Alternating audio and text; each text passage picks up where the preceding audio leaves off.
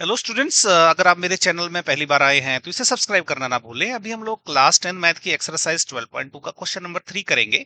आप video pause करके इसकी पूरी स्टेटमेंट पढ़ लीजिए और उसको पढ़ने के बाद जो है वीडियो प्ले करिए। मैं आपको ये पूरा जो है एक्सप्लेन करता हूँ। देखिए, इन्होंने क्या है, हमें गुलाब जामुन दिया है और गुलाब जामुन किस तरह का है, उसके दो एंड पे क्या है, हेमिस्फेरिकल शेप लगी हुई है। ओके, तो उसका जो डायामीटर डी है वो है 2.8 सेंटीमीटर। तो हमें डायामीटर दे रखा है 2.8 सेंटीमीटर। तो यहां से अगर रेडियस निकालें तो डायामीटर को 2 से डिवाइड करेंगे तो ये 1.4 सेंटीमीटर आ जाएगी। और ये जो गुलाब जामुन है उसका जो सेंटर पार्ट है उसमें सिलेंड्रिकल पार्ट लगा हुआ है। अब ये लग तो कैप्सूल जैसा रहा है लेकिन है ये गुलाब जामुन। तो अब ये जो सिलेंड्रिकल पार्ट ऐड करने के बाद ये जो पूरा गुलाब जामुन है, इसकी जो टोटल जो लेंथ है या हाइट में बोलूंगा, वो 5 सेंटीमीटर है। तो इसको मैं क्या बोलूंगा कि ये जो एच टोटल है वो 5 सेंटीमीटर है। अब क्या है, मुझे सिलेंड्रिकल पार्ट और इसकी जो लेंथ निकालनी है तो कैसे निकालेंगे। देखिए, ये जो हेमिस्फेरिकल पार्ट है, सेंटर से लेके इसके यहां तक का डिस्टेंस इसके रेडियस के बराबर रहेगा। क्यों? क्योंकि हेमिस्फीयर में सेंटर से अगर हम कहीं का भी डिस्टेंस लेंगे इसके सरफेस का तो वो रेडियस के इक्वल रहता है। तो इसकी जो हाइट है ये वाली, ये 1.4 सेंटीमीटर रहेगी क्योंकि रेडियस हमने 1.4 सेंटीमीटर निकाली है। उसी तरह से नीचे वाले पार्ट का जो हाइट है वो भी 1.4 सेंटीमीटर रहेगी, या ये बोल सकते हैं कि इसकी रेडियस भी 1.4 सेंटीमीटर है। अब अगर मुझे ये बीच का जो सिलेंड्रिकल पार्ट है जो अभी दिख नहीं रहा है, अगर मैं उसकी हाइट निकालूं तो वो क्या रहेगी, वो 2.2 सेंटीमीटर निकलेगी। कैसे? हम ये 5 सेंटीमीटर में से 1.4 और 1.4 माइनस करेंगे तो 2.2 रह जाएगा। ओके, तो अब क्या है, जो सिलिंड्रिकल पार्ट की हाइट है, एच सिलेंडर से मैंने इसको डिनोट किया है, ये आ गई 5 में से 1.4 1.4 दो बार माइनस किया तो ये 2.2 सेंटीमीटर आ गई, ये बीच वाली हाइट। अब इन्होंने पूछा क्या है कि इस गुलाब जामुन में क्या है, शुगर सिरप रहता है 30%, और ऐसे हमारे पास टोटल जो है 45 गुलाब जामुन है। तो शुगर सिरप का हमने निकालना वॉल्यूम। तो देखिए कैसे निकलेगा वो। तो जो वॉल्यूम ऑफ शुगर सिरप क्या रहेगा, सबसे पहले हम एक सिंगल गुलाब जामुन का वॉल्यूम निकालेंगे। तो वो कैसे निकलेगा, सबसे पहले ये जो ऊपर का हेमिस्फेरिकल पार्ट है इसका वॉल्यूम लेना पड़ेगा। वो कितना रहता है, वो होता है 2/3 पाई आर क्यूब। क्यों? क्योंकि हेमिस्फीयर के जो वॉल्यूम का फॉर्मूला है। वो नीचे वाला भी हम ऐड करेंगे तो उससे क्या होगा, 2 से मल्टीप्लाई करना पड़ेगा क्योंकि ऊपर और नीचे का जो वॉल्यूम है हेमिस्फेरिकल पार्ट का वो सेम है। अब इसमें क्या करेंगे, ये जो सिलेंड्रिकल पार्ट है बीच का, इसका वॉल्यूम ऐड करेंगे। तो इसका वॉल्यूम क्या रहेगा, इसका वॉल्यूम रहेगा पाई आर स्क्वायर एच सिलेंडर। क्यों? क्योंकि जो सिलेंडर का जो वॉल्यूम है वो रहता है पाई आर स्क्वायर एच। तो एच सिलेंडर मैंने इसलिए लिखा है क्योंकि ये सिलेंड्रिकल पार्ट की हाइट है। अब ये क्या हुआ, ये निकला इस एक गुलाब जामुन का वॉल्यूम। ओके, तो अब ये क्या बोलता है कि एक गुलाब जामुन क्या 30% शुगर सिरप कैरी करता है। तो क्या अगर मैं इसको 30 से मल्टीप्लाई करूं और 100 से डिवाइड कर दूं तो ये क्या हो जाएगा, एक गुलाब जामुन के अंदर जो शुगर सिरप रहता है ये वो निकल गया। ओके, लेकिन हमारे पास ऐसे टोटल 45 गुलाब जामुन है तो हमने इसको मल्टीप्लाई करना है 45 से। तो ये जो है यहां तक का स्टेप जानना बहुत इंपॉर्टेंट था। वो इसलिए क्योंकि यहां से हमको ये समझना था कि भाई ये जो है कैसे हमने इसका शुगर सिरप का वॉल्यूम कैलकुलेट किया। अब आगे के आगे तो कैलकुलेशन है। ओके, हम क्या करेंगे, इसमें से पाई आर स्क्वायर कॉमन निकाल देंगे, अंदर की जो दो टर्म है। तो हमने क्या किया, पाई आर स्क्वायर जो है इन अंदर की दो टर्म में से कॉमन निकाल दिया। ऐसे करने से कैलकुलेशन आसान हो जाती है। अब इसमें से अगर पाई आर स्क्वायर चला गया तो अंदर क्या बच गया, देखो 2 मल्टीप्लाइड बाय 2 होता है 4, डिवाइडेड बाय 3 ऑलरेडी था, और पाई आर स्क्वायर बाहर जा चुका तो यहाँ पे सिर्फ आर बचा, और यहां से पाई आर स्क्वायर बाहर कॉमन निकल गया तो यहाँ पे एच सिलेंडर बच गया। बाकी की टर्म जो एज इट इज थी। अब क्या है, अब हम इसमें करेंगे वैल्यूज पुट। ओके, आर की, एच सिलेंडर की, पाई की, हर चीज की वैल्यू पुट करेंगे। तो ये क्या हो जाएगा, 4/3 मल्टीप्लाइड बाय आर की जगह है 1.4, प्लस एच सिलेंडर हमने यहाँ पे 2.2 निकाला है तो ये डाल दिया, multiplied by pi r square. तो पाई की जगह 22/7 मल्टीप्लाइड बाय आर जो है 1.4 है तो दो बार मल्टीप्लाई किया है, और 30/100 एंड 45 ऑलरेडी था। अब क्या करते हैं, रफ कैलकुलेशन के लिए यहाँ पे जगह बना लेते हैं। सबसे पहले हम ये वाला जो है एक्सप्रेशन कैलकुलेट कर लेते हैं। ये क्या है, 4/3 मल्टीप्लाइड बाय 1.4 प्लस 2.2।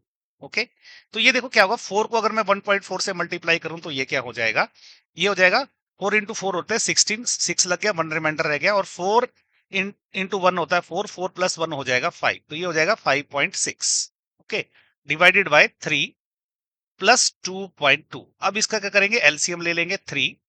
अब क्या रहेगा, ये हो जाएगा 5.6 प्लस 2.2 को 3 से मल्टीप्लाई कर देंगे तो ये हो जाएगा 6.6। तो ये कितना हो जाएगा, देखो 5.6 में जब 6.6 ऐड करेंगे तो ये जो है ये यहीं पे कर लेता हूं मैं ऐड। देखो 6 प्लस 6 कितना होता है 12, 12 का लग गया 2, 1 रिमाइंडर रह गया, और 6 प्लस 5 होता है 11, 11 प्लस 1 हो जाएगा 12, और डेसिमल जो है ये लग जाएगा यहाँ। तो ये आ जाएगा 12.2 डिवाइडेड बाय 3, ये जो अंदर का सॉल्व किया। ओके, अभी क्या करते हैं हम लोग, ये जो 22 divided by 7 multiplied by 1.4 multiplied by 1.4, मैं ये वाला एक्सप्रेशन लिख रहा हूँ, और मल्टीप्लाइड बाय 30 डिवाइडेड बाय 100, इतना करते हैं 45 अब बाद में लेंगे।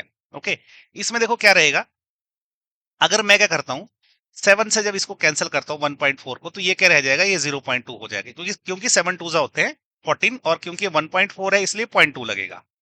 तो अभी क्या करते हैं 0.2 इंटू 30 कर लेते हैं, यहाँ पे कर लेते हैं 30 मल्टीप्लाइड बाय 0.2, तो ये क्या हो जाएगा 0, और 3 टू होते हैं 6, और डेसिमल कहाँ पे लगेगा, यहाँ पे, तो ये 6 हो जाएगा। इसको इससे मल्टीप्लाई किया तो ये 6 हो गया। अब इससे क्या करते हैं, इसको मल्टीप्लाई कर लेते हैं, तो 1.4 मल्टीप्लाइड बाय 6 कर लेते हैं, ये कितना हो जाएगा, 6 4 जार होते हैं 24, 2 रिमाइंडर रह गया, 6 1 जार 6, 6 प्लस 2 8, तो ये हो जाएगा 8.4, ये 8.4 हो गया।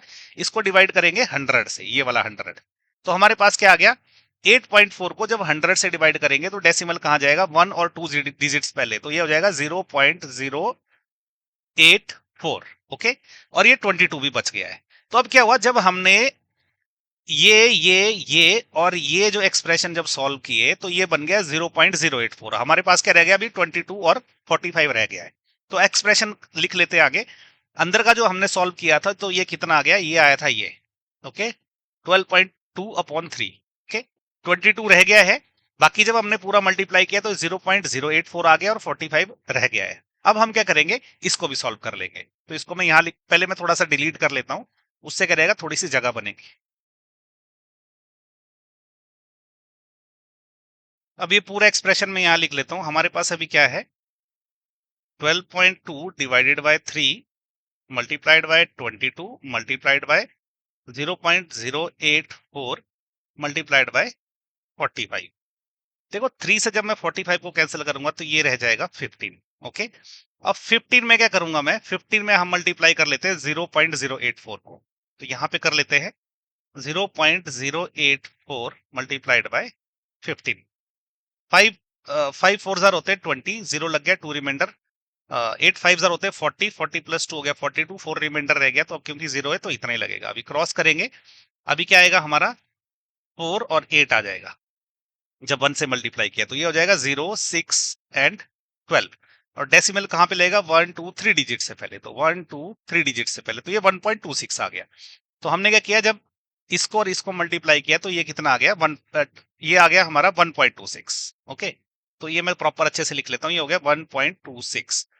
अब इसको कितने से मल्टीप्लाई करना है हमने, अब इसको 12.2 से मल्टीप्लाई कर लेते हैं, तो 12.2 भी मल्टीप्लाई कर लेते हैं, तो ये क्या आ जाएगा अभी, 6 2 होते हैं 12, 1 2 2 4 प्लस 1 5 एंड 1 2 2 1 2, क्रॉस, अब 2 से मल्टीप्लाई करेंगे सेम डिजिट आएगी, तो क्या रहेगा ये 2 5 2, और अब इसको 1 से मल्टीप्लाई करेंगे डबल क्रॉस लगेगा, तो ये आ जाएगा 6 2 1, ऐड कर लेते हैं 2 7, और 5 प्लस 2 होता है 7, 7 प्लस 6 होता है 13, 1 रिमाइंडर रह गया, 4 प्लस 1 हो गया 5, और ये 1 हो जाएगा, और डेसिमल कहां लगेगा, 1 2 3 डिजिट से पहले, तो 1 2 3 डिजिट से पहले, तो अब ये कितना आ गया 15.372। ये क्या आया, हमने 12.2 को मल्टीप्लाई कर लिया, इसको मल्टीप्लाई कर दिया और 15 को मल्टीप्लाई कर दिया, अब हमने इसमें सिर्फ 22 मल्टीप्लाई करना और हमारा आंसर आ जाएगा। तो अभी हम इसमें क्या कर लेते हैं, इसमें मल्टीप्लाई कर लेते हैं 22 को। अब देखो 22 मैंने लास्ट तक इसलिए छोड़ा था क्योंकि 22 से मल्टीप्लाई करना अब इजी हो जाएगा हमारे लिए, तो मल्टीप्लाई कर लेते हैं, 2 2 जार कितने होते हैं 4, और 7 2 जार 14, 14 का 4 लग गया, 1 रिमाइंडर रह गया, 3 2 जार 6, 6 प्लस 1 हो गया 7, 5 2 जार 10, 10 का 0 लगा, 1 रिमाइंडर रह गया, 2 1 जार 2, 1 प्लस 2 हो गया 3, क्रॉस, अभी क्योंकि 2 से ही मल्टीप्लाई करना है तो सेम रहेगी डिजिट, तो ये आ जाएगा 4 4 7 0 3, इसको ऐड कर लेते हैं, ये आ जाएगा 4 8 11 का 1 लग गया, रिमाइंडर रह गया एक, ये 8 हो गया, और ये 3 हो गया, और ये 3 हो गया, तो डेसिमल कहां लगेगा, 1 2 3 डिजिट से पहले, तो 1 2 3 डिजिट से पहले, तो ये कितना आ गया 338.184। ओके, तो ये कितना आ गया हमारा 338.184, तो इतना सेंटीमीटर क्यूब जो है ये आंसर आया शुगर सिरप का। ओके, तो ये क्वेश्चन भी बहुत ज्यादा मुश्किल नहीं है, बस कैलकुलेशन जो है थोड़ा सा अच्छे से देखनी है कैसे करनी है, हो सकता है कि अगर आपको कैलकुलेशन में कुछ डाउट रह गया तो फिर से रिवाइंड करके एक बार देख लीजिए। और मेन क्या था कि आपको यहाँ तक पता रहना चाहिए कि ये वाला जो एक्सप्रेशन है, ये वाला एक्सप्रेशन कैसे आया। अगर ये समझ आ गया तो आगे की कैलकुलेशंस थोड़ा-सा प्रैक्टिस करेंगे, तो ये क्वेश्चन बड़े आराम से हो जाएगा। तो इसी के साथ हमने एक्सरसाइज 12.2 का क्वेश्चन नंबर 3 भी कर लिया। इस चैनल के सारे वीडियोस सभी स्टूडेंट्स के लिए फ्री है, और यदि आप मुझे सपोर्ट करना चाहते हैं तो आप थैंक्स बटन का यूज करके मुझे सपोर्ट कर सकते हैं, या चैनल की मेंबरशिप लेके भी मुझे सपोर्ट कर सकते हैं। इस तरह के अच्छा कंटेंट बनाने के लिए मुझे आपकी सपोर्ट की हमेशा जरूरत पड़ती है। यदि आप YouTube से देख रहे हैं तो मुझे सब्सक्राइब कर लें, फेसबुक या इंस्टाग्राम से देख रहे हैं तो मुझे फॉलो कर लें। इसके अलावा मेरे चैनल पे जाएं, उसमें आपको और भी बहुत अच्छे अच्छे वीडियोस मिलेंगे। अगर आपको वो भी अच्छे लगे तो उनको भी लाइक करें और शेयर करें। उन वीडियोस पे अच्छा कमेंट करें, उनको जो है थोड़ा लंबा वॉच टाइम दे, जिससे सोशल मीडिया प्लेटफॉर्म पे इनकी रेटिंग बढ़ेगी। अगर इनकी रेटिंग बढ़ी तो उससे मुझे भी फायदा मिलता है, और जो स्टूडेंट्स जिनको इनकी इन वीडियो की सही में जरूरत है, सोशल मीडिया प्लेटफॉर्म जो है उन स्टूडेंट्स तक भी इन वीडियोस को पहुंचाता है। Thank you.